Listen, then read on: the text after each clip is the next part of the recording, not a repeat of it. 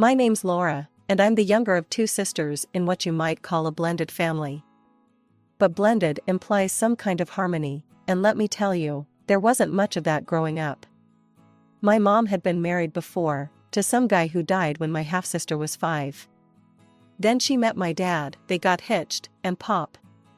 Out I came a year later. Sounds like a neat little package, right? Wrong. See, my mom had this house she inherited from her first husband. Nice place, nothing too fancy. She also owned a sewing factory. After she and my dad tied the knot, she asked him to help run the business. They made a good team, I'll give him that. Dad handled the money stuff, Mom took care of making things and dealing with people. They doubled the company's profits in no time. I remember overhearing them talk about the future once when I was little. They were in the kitchen, thinking I was asleep. I hope the girls will take over someday, Mom said. Keep it in the family, you know? Dad agreed. That'd be great. Laura's got a good eye for design already. And Sarah's sharp with numbers. Little did they know, Sarah had other ideas. My dear half-sister never let me forget that everything, the house, the business, even the damn spoons we ate with, belonged to her and Mom. This is my house, she'd say, blocking the door to her room. You're just living in it, 'cause your dad mooches off Mom. I was too young to understand why she was so mean. I just wanted to play with her cool toys or borrow a pencil to draw. But every time I touched something, she'd snatch it away. That's mine, she'd screech. My real dad bought it before he died. You can't have it. Mom tried to stop her. Sarah, honey, that's not nice. Laura's your sister. Half-sister, Sarah would spit back. And she gets everything. It's not fair. Dad never said much during these fights. He'd just pat my head and tell me to ignore her. But how could I? She made my life hell. One day, I found some colored pencils in the living room. I was so excited, finally, I could draw the beautiful dresses I saw in my head. I started sketching, lost in my own little world. Then Sarah stormed in. Those are mine, she yelled, grabbing the pencils. Before I could stop her, she tore up my drawings. I ran to Mom, sobbing. She hugged me tight and marched over to Sarah's room. That's enough, I heard her shout. You will not treat your sister this way. But nothing changed. Sarah kept finding ways to remind me I didn't belong. And as we got older, it only got worse. As we grew older, my parents tried their best to keep the peace. They'd buy us the same clothes, give us equal gifts on holidays. But it was never enough for Sarah. Laura's sweater is softer, she'd complain. Or, her necklace has more jewels. You always give her the best stuff. It didn't matter that it wasn't true. In Sarah's mind, I was the favorite, the interloper stealing her rightful place. When I was about 10, my parents decided to sell the old house and buy a bigger one. I remember the day we moved in, how excited I was to have my own room. This is amazing, I squealed, twirling around the empty space. Sarah appeared in the doorway, her face dark. Don't get too comfortable. This house belongs to me and Mom. You're just a guest here. I felt my stomach drop. Even in this new place, nothing had changed. Later that night, I heard Mom and Dad talking in hushed tones. I don't know what to do anymore, Mom sighed. I've tried everything with Sarah. Maybe we should take her to see someone, Dad suggested. A therapist or counselor? Mom agreed, and soon Sarah was going to weekly sessions. But if anything, it only made her more resentful. Oh, so now I'm crazy, she spat one day after a particularly rough appointment. You just want to fix me so precious Laura can have a perfect life. I wanted to scream that my life was far from perfect with her in it, but I kept my mouth shut. It never did any good to argue with Sarah. As the years went by, Sarah's victim complex only grew. Everything was someone else's fault, usually mine. She'd complain endlessly about how unfair her life was, how no one understood her. You're all against me, she'd say. You owe me for everything I've been through. I started avoiding her as much as possible, staying in my room or at friends' houses. Anything to escape the constant drama. When Sarah finally graduated high school and left for college in another city, it felt like the whole house breathed a collective sigh of relief. Maybe some time away will do her good, Mom said hopefully. For the first time in years, I felt like I could relax in my own home. No more walking on eggshells, no more surprise attacks of Sarah's jealousy. Those 4 years while Sarah was away at college were the happiest of my young life. I threw myself into my studies, especially art and design. I'd spend hours sketching clothes, dreaming up new styles. Mom noticed my passion and started bringing home scraps of fabric from the factory for me to play with. "You've got a real talent, Laura," she'd say, admiring my creations. For once, I felt seen for who I was, not just as Sarah's annoying little sister. I started to imagine a future where I could use my skills, maybe even in the family business. After graduation, I'd been accepted to a college in another city to study design, which was a dream come true. The night before I left for college, Mom and Dad sat me down for a talk. "We're so proud of you, Laura," Mom said, her eyes misty. "You know we support your dreams, right?" I nodded, feeling a lump in my throat. Dad chimed in. "We hope that after you graduate, you'll consider coming back to work with us.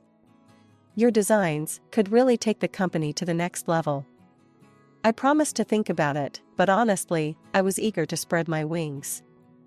The idea of returning to my hometown, where Sarah's shadow still loomed, wasn't exactly appealing.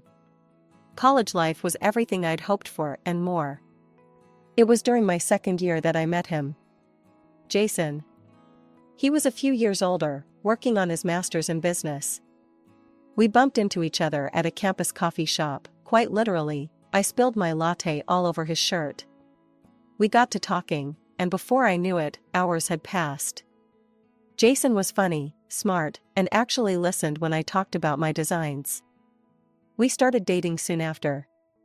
As graduation approached, Jason and I talked about our future. We'd been together for over 2 years by then, and things were getting serious. "I've got a job lined up here in the city," he told me one night over dinner. "What do you think about staying here? Maybe, together?" My heart soared at the idea. I'd landed a position as a junior designer at an up-and-coming fashion company, and the thought of building a life with Jason away from all the family drama was incredibly tempting. But I knew I had to tell my parents face to face. So, we planned a trip back to my hometown. I was nervous about introducing Jason to my family, especially since I knew Sarah would be there too. To my surprise, the visit went better than I could have hoped. Mom and Dad loved Jason, and even Sarah was, well, not exactly warm, but at least civil. She didn't make any snide comments or try to undermine me, which was a first. Over dinner, I broke the news about my job and my plans to stay in the city. "That's wonderful, honey," Mom said, but I could see a hint of disappointment in her eyes. Dad cleared his throat. "Actually, we had an idea we wanted to run by you. What if you opened a branch of our company in your city? You could be in charge of design, create your own line." I was stunned. It was a generous offer, one that would allow me to pursue my dreams while still being part of the family business. "Can I think about it?" I asked. They agreed, and the rest of the visit passed pleasantly. As Jason and I were leaving, Sarah pulled me aside. "Hey, I know things haven't always been great between us," she said, looking uncomfortable. "But I'd like to try and change that. Maybe I could visit you sometime?" I was skeptical, but nodded. "Sure, that'd be nice." Life settled into a comfortable rhythm after Jason and I returned from my hometown. I threw myself into my new job, learning the ropes and impressing my bosses with my designs. Jason and I started talking about marriage, looking at apartments, dreaming of our future together. Everything seemed perfect. Then, about 3 months after our visit home, I got a surprise call from Sarah. "Hey, little sis," she said, sounding oddly cheerful. "I'm in town. Mind if I crash at your place for a bit?" I nearly dropped the phone in shock. Sarah, voluntarily coming to see me? It seemed too good to be true. But I remembered her olive branch from our last meeting and decided to give her a chance. When Sarah arrived, I barely recognized her. Gone was the scowling, resentful girl I'd grown up with. This Sarah was all smiles and hugs. Over dinner that first night, she dropped a bomb on me. "I've been thinking," she said, twirling pasta on her fork. "Why don't you come back home? We could work together at the family business. It'd be great." I nearly choked on my wine. "What? But I just started my job here. And Jason?" Sarah waved her hand dismissively. "Bring him along. There's plenty of opportunity back home." I shook my head. "Thanks, but no. Actually, Mom and Dad suggested I open a branch here. I'm still considering it." For a moment, I saw a flash of the old Sarah, a tightening around her eyes, a slight downturn of her mouth. But it passed so quickly, I thought I might have imagined it. "Well, if you won't come home, maybe I could stay here a while longer?" she asked. "We've got so much catching up to do."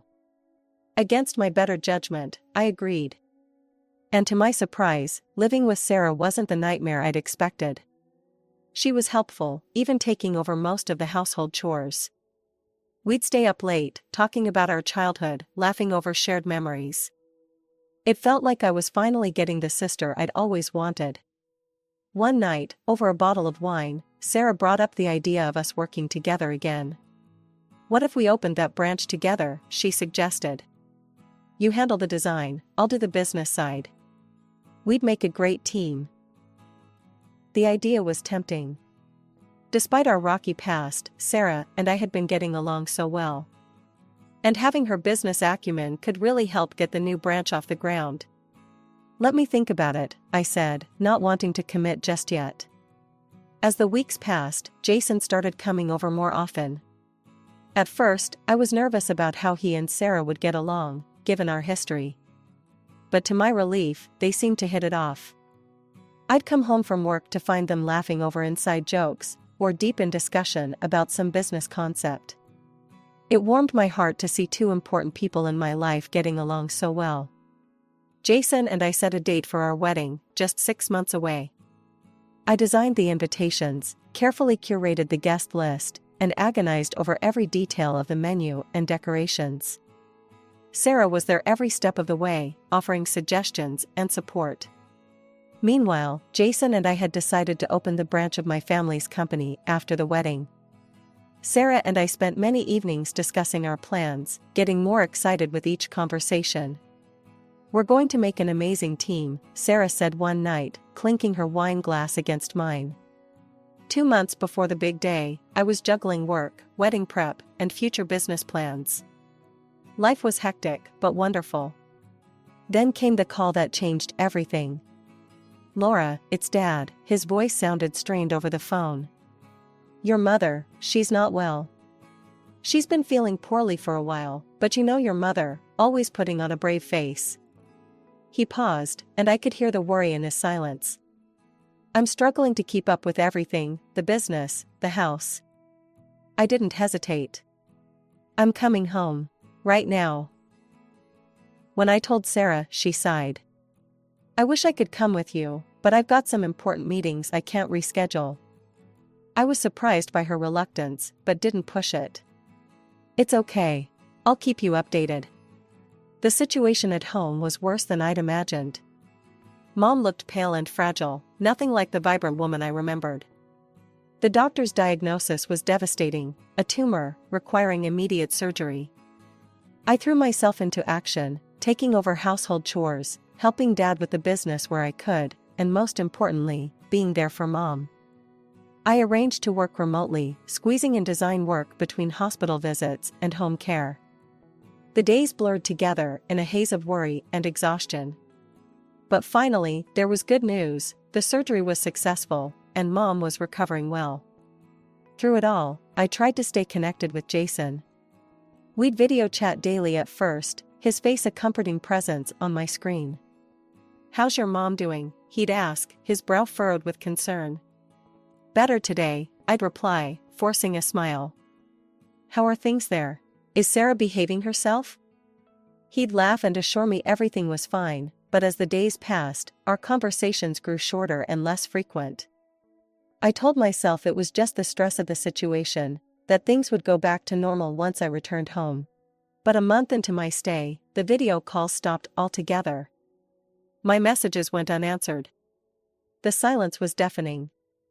The gnawing worry in my gut wouldn't let up. After days of unanswered calls and messages, I couldn't take it anymore. I had to see Jason, to find out what was going on. I caught the next flight out, my mind racing with possibilities. Maybe Jason was sick. Maybe he'd lost his phone. Maybe. I didn't tell anyone I was coming. Some part of me wanted to surprise Jason, to see his face light up when he saw me. The silence that greeted me in my apartment was eerie. Then I heard it, a muffled giggle from the bedroom. Our bedroom. I wish I could say I hesitated, that I didn't barge in like some crazed person. But I did. And what I saw, God, I'll never forget it. Jason and Sarah. In our bed, naked and entwined. For a moment, the world stopped. I couldn't breathe, couldn't think. Then reality came crashing down.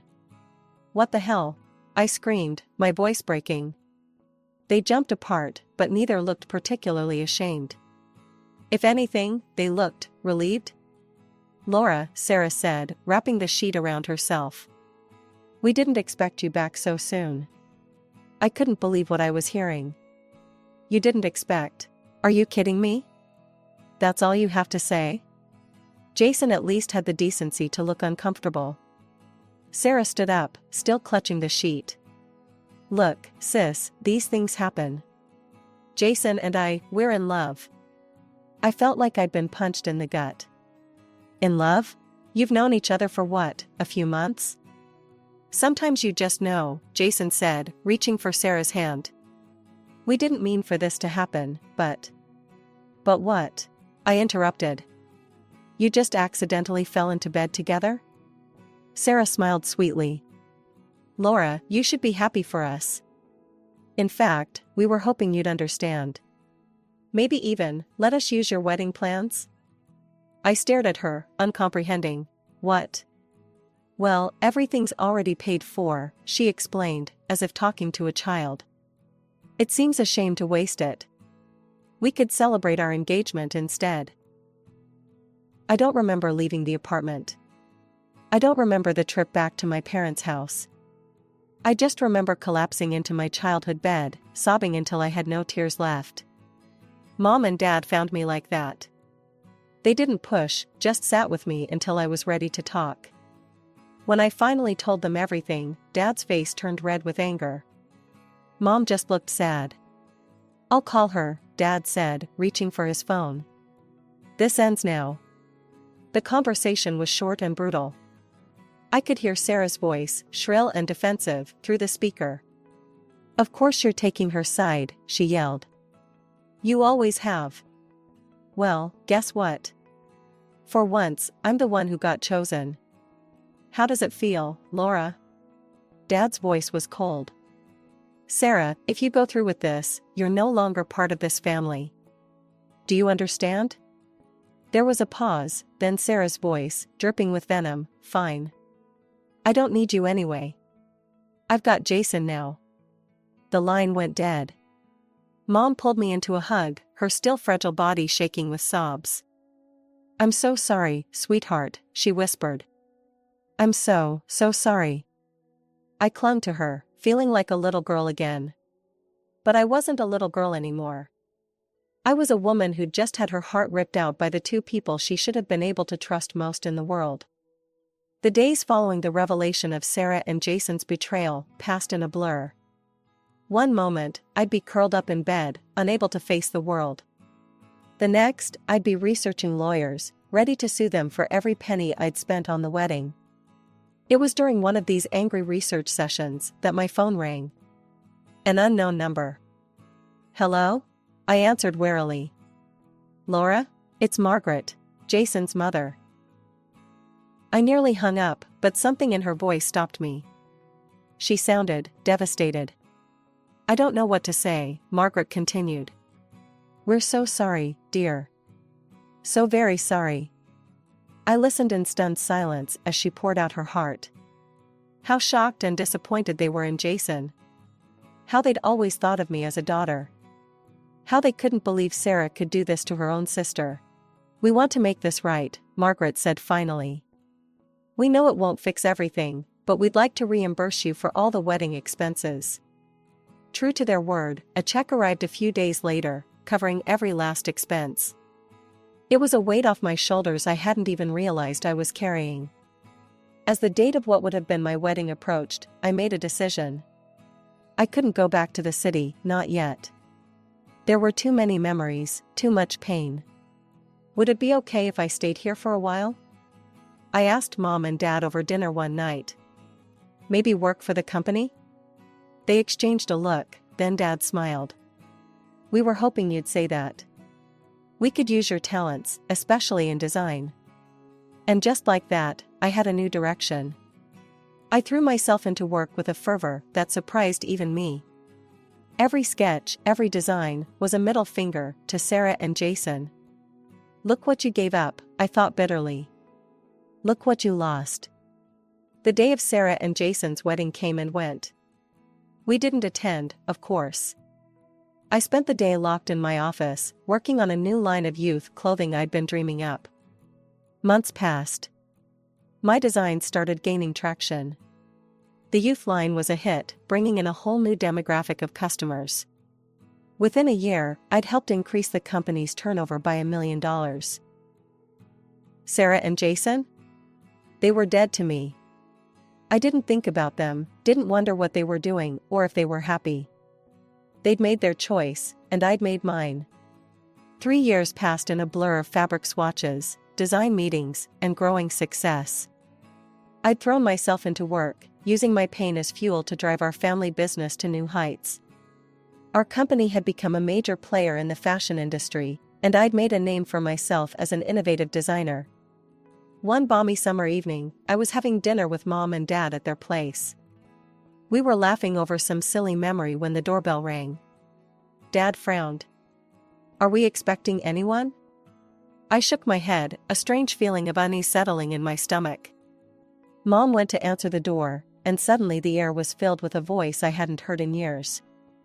Well, look at this cozy family dinner, Sarah sneered, pushing past Mom into the dining room. Glad to see you're all doing so well without me. I stood up, my chair scraping against the floor. Sarah, what are you doing here? She looked different. Haggard, angry, with dark circles under her eyes. Oh, just thought I'd drop by, see how the other half lives, she spat. Especially now that I'm newly single. Dad's eyes narrowed. What happened to Jason? Sarah let out a bitter laugh. Turns out, once a cheater, always a cheater. He left me for his secretary. Ironic, isn't it? I felt a twinge of something, not quite sympathy, but a grim satisfaction. Karma, indeed. I'm sorry to hear that, I said, not entirely truthfully. But why are you here? Sarah's face hardened. I want what's mine. My share of the business. I'm family too, remember? Dad stood up, his voice firm. Sarah, you gave up any claim to this family and this business when you betrayed your sister. You're not getting anything. You can't do this. Sarah screamed, her composure cracking. You can't just cut me out. Mom stepped forward, her voice soft but resolute. We already have, Sarah. You're disinherited. Please leave. For a moment, I thought Sarah might lash out physically. But instead, she just glared at us all, her eyes burning with hatred. This isn't over, she hissed, before storming out. A few days later, I was in my office when I heard a commotion from the lobby. I rushed down to find Sarah in the middle of our workspace, screaming at the top of her lungs. You're all being deceived, she yelled at our bewildered employees. My parents are unscrupulous liars. They've stolen what's rightfully mine. I didn't hesitate. I called the police, keeping my voice calm, despite the chaos around me. We need officers at Fashion Forward Designs immediately. We have an unstable individual causing a disturbance. Even as security tried to remove her, Sarah kept fighting. Over the next few days, she escalated her attacks, trying to break into our parents' house, smashing windows, and in a final, terrifying act, attempting to set fire to the front door. It was clear this couldn't go on. With heavy hearts, we took legal action, obtaining a restraining order that banned Sarah from approaching me, our parents, or any of our properties. As I sat in my office after the court hearing, looking out over the city I'd come to love, I felt a complex mix of emotions. Sadness for the sister I'd lost, anger at her actions, but also pride in how far I'd come. I was now a respected entrepreneur and fashion designer, my name known throughout the industry. Love? That could wait. The wounds from Jason's betrayal had healed, but I wasn't ready to risk my heart again. Not yet. For now, I was content to pour my passion into my designs, into building something lasting and beautiful.